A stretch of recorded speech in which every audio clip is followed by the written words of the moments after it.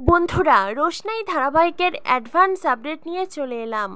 রোশনাই ধারাবাহিকের আগামী পর্বে দেখানো হবে গুন্ডারা রোশনাইকে বলে, তাহলে তুমি সিদ্ধান্ত নিয়েই নিয়েছো তুমি খাবারগুলো খাবে না, তাই তো? রোশনাই বলে, আপনাদের মতন খারাপ মানুষের পাপের টাকায় কেনা খাবার খাওয়ার আমার কোনো ইচ্ছে নেই। আমি কোনোভাবেই আপনাদের কাছে নত হব না। আমার খিদে এতটাও বড় হয়নি যে আপনাদের এই পাপের টাকার খাবার খেতে হবে। আমি একটা দানাও মুখে তুলব না, বুঝতে পেরেছেন? চলে যান এখান থেকে। গুন্ডারা বলে, ঠিক আছে, আমরা এখন চলে যাচ্ছি। তোমার মনে আছে তো, আজই তোমার শেষ রাত। আজকের মধ্যেই তুমি সিদ্ধান্ত নাও কি করবে।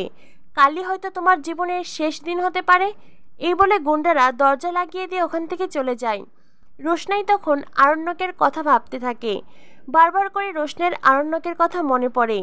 এর আগে রোশনাই যতবার বিপদে পড়েছে আরণ্যক তাকে বাঁচিয়েছে, কিন্তু এইবার তো আরণ্যকও জানতেও পারবে না রোশনাই এমন একটি কঠিন অবস্থায় আছে।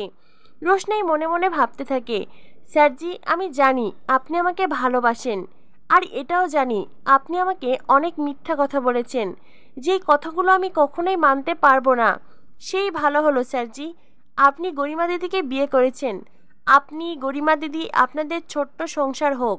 আপনারা আপনাদের সন্তানকে নিয়ে খুব ভালো থাকুন। আমি বাঁচি মরি তাতে কি বা যায় আসে। এরপরেই রোশনাই ভাবে, তবে আমি এইভাবেই মরে যাব? আমি কি বাঁচার জন্য একবারও চেষ্টা করব না? না না, আমাকে হার মানলে হবে না। আমাকে একবার চেষ্টা করতেই হবে, শেষ চেষ্টা। রোশনাই ঘরের জানালা এদিক ওদিক দেখতে থাকে, কিন্তু না, পালানোর কোনো পথ নেই। কোনো উপায় না পেয়ে রোশনাই তার ঘরের দরজা আস্তে আস্তে ঝাঁকাতে থাকে। ভাগ্যক্রমে গুন্ডারা তালা লাগাতে ভুলে গেছে, আর সেজন্যই খুব সহজেই দরজা খুলে যায়। রোশনাই দেখে দরজার বাহিরে গুন্ডারা চেয়ারে মাথা ঠেকিয়ে ঘুমিয়ে পড়েছে। রোশনাই মনে মনে ভাবে, এটাই সুযোগ, পালাতে হবে।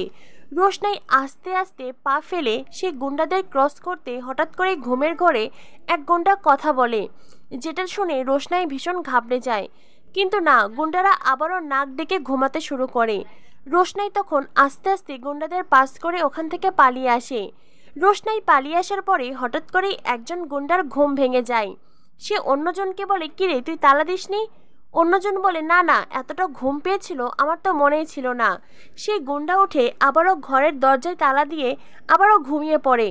তখন অপর গুন্ডা বলে, কিরে, তুই তো তালা লাগালি, একবারও কি চেক করে দেখেছিস মেয়েটা আছে কি নেই? অন্য গুন্ডা বলে, আরে ভাই, ওই মেয়ে এখন ঘুমাচ্ছে, এত রাতেও কি করে পালাবে, তুই ঘুমিয়ে পড়। তখন গুন্ডাটি বলে, আরে আজই ওর শেষ রাত, আর কাল যদি ওই কাগজে সই না করে তো আমরাই তো ওকে নিয়ে মজা করব। তাই যা যা, একবার দেখে আয়। আচ্ছা ঠিক আছে, তুই থাক, আমি বরং একবার গিয়ে দেখে আসি। এই বলে গুন্ডা ঘরের দরজা খুলে দেখে রোশনাই ঘরে নেই, যেটা দেখে তার মাথায় যেন আকাশ ভেঙে পড়ে। সে চিৎকার করে বলে, আরে ভাই, মেয়েটি পালিয়েছে। এরপরে গুন্ডা দুজন রোশনাইকে খুঁজতে বেরিয়ে পড়ে। এদিকে একলা রোশনাই অন্ধকার পথঘাট কিছুই চেনে না, এই জায়গাটাও তার কাছে অচেনা। কোন দিক দিয়ে বের হবে সে কিছুই বুঝতে পারছে না, শুধু হনহন করে ছুটছে। রোশনাই মনে মনে ভাবে, দেখে তো মনে হচ্ছে এটা গ্রামের এলাকা, কোন দিক দিয়ে বেরোলে বড় রাস্তা পাবো সেটাও তো বুঝতে পারছি না। এখন আমি কি করব? ভগবান, আমাকে সাহায্য করো। অন্ধকার পথে একলা বেরিয়েছি, গুন্ডাদের হাত থেকে বেঁচেছি, এটাই বড় কথা। এখন কোথায় যাব, কি করব, কিছুই জানি না। রোশনাই একলা পথে ছুটেই যাচ্ছে। এদিকে গুন্ডাদের যেহেতু রাস্তাঘাট পথ চেনা জানা, তাই তারা খুব সহজেই রোশনাইয়ের কাছাকাছি চলে আসে। রোশনাই পিছনে ফিরেই দেখে দুজন গুন্ডা দাঁড়িয়ে আছে। রোশনাই তখন ধপ করে বসে পড়ে। রোশনাই মনে মনে ভাবে, এখন আমি কি করব, এরা তো আমাকে ফলো করছে। এরপরেই সেই দুজন গুন্ডা এদিক ওদিকে আবারও রোশনাইকে খুঁজতে চলে যায়। অন্যদিকে রোশনাই ওখান থেকে পালাতে চাইলেই একজন গুন্ডা রোশনাইয়ের সামনে এসে দাঁড়ায়। রোশনাই তখন কোনো উপায় না পেয়ে সেই গুন্ডাকে জোরে ধাক্কা মারলেই সেই গুন্ডা মাথায় আঘাত পায়, আর সে জ্ঞান হারিয়ে ফেলে। রোশনাই মনে মনে হবে, এ আবার মরে গেল না তো? তবে এখন আর এইসব কিছু দেখার সময় নেই, রোশনাইকে বাঁচতে হবে, তাকে যে করেই হোক এখান থেকে পালাতে হবে। তাই রোশনাই কোনো কিছু না ভেবেই আবারও ওখান থেকে ছুটে লাগায়। অন্যদিকে সেই গুন্ডার জ্ঞান ফিরে আসে, সেও আবারও রোশনাইকে খুঁজতে বেরিয়ে পড়ে। এদিকে একটা ট্রাক দাঁড়িয়ে আছে দেখে রোশনাই সেই ট্রাকের আড়ালে এসে লুকায়, আর সেই গুন্ডাটাও সেখানেই দাঁড়িয়ে থাকে। রোশনাইকে সে দেখতে না পেলেও রোশনাই তাকে দেখে আড়ালে লুকিয়ে পড়ে। তখনই সেখানে আসে বাস ড্রাইভারের হেল্পার। সে এসে বলে, ওস্তাদ, মাল লোড করা হয়ে গেছে, আর এখনই আমাদের রওনা হওয়া উচিত, নইলে সকালের আগে আমরা সেই জায়গায় পৌঁছাতে পারবো না। হেল্পারের কথা শুনেই রোশনাই বুঝে যায় তার মানে একটু পরেই এই ট্রাক ছেড়ে দেবে।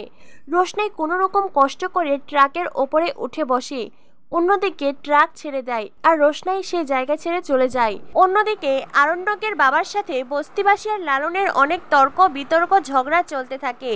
বস্তিবাসী আরণ্যকের বাবাকে অনেক অপমান করে। তখনই সেখানে আসে আরণ্যক। মিনি তখন বস্তিবাসীকে বলে, আমার দাদা এসেছে, তোমরা কেউ আমার ছোটদাকে অপমান করবে না, আমার ছোটদা ভীষণ ভালো, আমি ওকে খুব ভালোবাসি। আরণ্যককে দেখে ছোটু বলে, এ কি বাদশাহ, তুই এখানে কেন এসেছিস? আরণ্যক বলে, আমি আমার বাবার অন্যায়ের পাপের প্রায়শ্চিত্ত করতে এসেছি। সকালে যখন সবাই রেডি হচ্ছিল তখনই বুঝে গেছি ওরা নিশ্চয়ই আজ এই বস্তিতে আসবে, আর সেটাই হলো।